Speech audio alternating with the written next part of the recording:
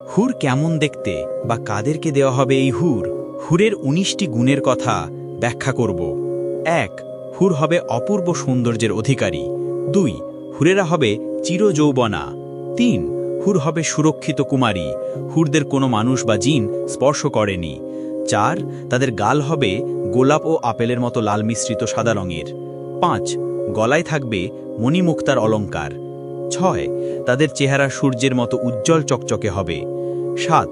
তারা যখন হাসবে তখন তাদের মুখমণ্ডল থেকে বিজলির মতো আলোর চমক বের হতে থাকবে। আচ্ছা বলো তো, তুমি কি চাও না এমন একজন হুর তোমারও হোক?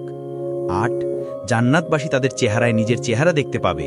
তারা এতটাই উজ্জ্বল, পোশাকের ভেতরে আচ্ছাদিত হাড়ের মগজসমূহ বাইরে থেকে দেখা যাবে। ৯. জান্নাতের হুরাদের সঙ্গে জান্নাতি পুরুষদের বিবাহ দেওয়া হবে। ১০. সৃষ্টির পর থেকে হুরেরা তাদের স্বামীর জন্য অধীর আগ্রহে অপেক্ষা করছে। ১১. জান্নাতি হুরেরা তাদের স্বামীর সমবয়সী হবে, সুন্দরমতির তাঁবুতে অবস্থান করবে। ১২. হুরেরা এত লজ্জাশীল যে স্বামী ব্যতীত অন্য কারোর দিকে চোখ তুলে তাকাবে না। ১৩. স্বামীর সেবায় নিয়োজিত থাকা ব্যতীত তারা আর কোনো কাজে লিপ্ত হবে না। ১৪.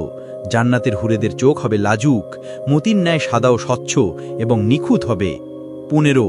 জান্নাতি হুরদের শরীর থেকে মূল্যবান রত্নের মতো আলো বের হবে। আল্লাহ পাক বলেন, তারা যেন পদ্মরাগ ও প্রবাল। ১৬. জান্নাতি হুররা হবে সোহাগিনী। ১৭. হুরেরা সমস্ত নোংরা ও ঘৃণা কাজ থেকে মুক্ত ও চিরস্থায়ী। ১৮. নবী করম সাল্লাল্লাহু আলাইহি ওয়াসাল্লাম বলেন, হুরেরা যদি একবার দুনিয়ায় দৃষ্টি দেয় তাহলে আসমান জমিন সুবাসে ভরে যেত এবং সমগ্র পৃথিবী আলোয় আলোকিত হয়ে যেত। দুনিয়ার সমস্ত চোখ সব জিনিস থেকে দৃষ্টি ফিরিয়ে চেয়ে থাকত। জান্নাতি হুরের মাথার একটি ওড়নার মূল্য দুনিয়ার সবকিছু জিনিসের থেকে মূল্যবান।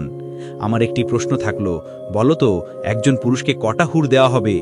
এই হুরের বর্ণনা কুরআনের সূরা বাকারা, সূরায়ে দুখান, সূরায়ে আর রহমান, সূরায়ে ওয়াকিয়া, সূরায়ে ইয়াসিন, সূরায়ে সাফফাত, সূরায়ে তুর, সূরায়ে সোয়াদ এবং সহিহ বুখারী ও তিরমিজি ও নানান হাদিসে ব্যাখ্যা করা আছে। আমি এবং আমরা এই সুন্দরী সঙ্গী থেকে দূরে সরে যাচ্ছি আমল না করার কারণে। জান্নাতের হুরের আরও অনেক গুণ আছে। ভিডিওটি লম্বা হওয়ার জন্য এখানেই সমাপ্ত করলাম।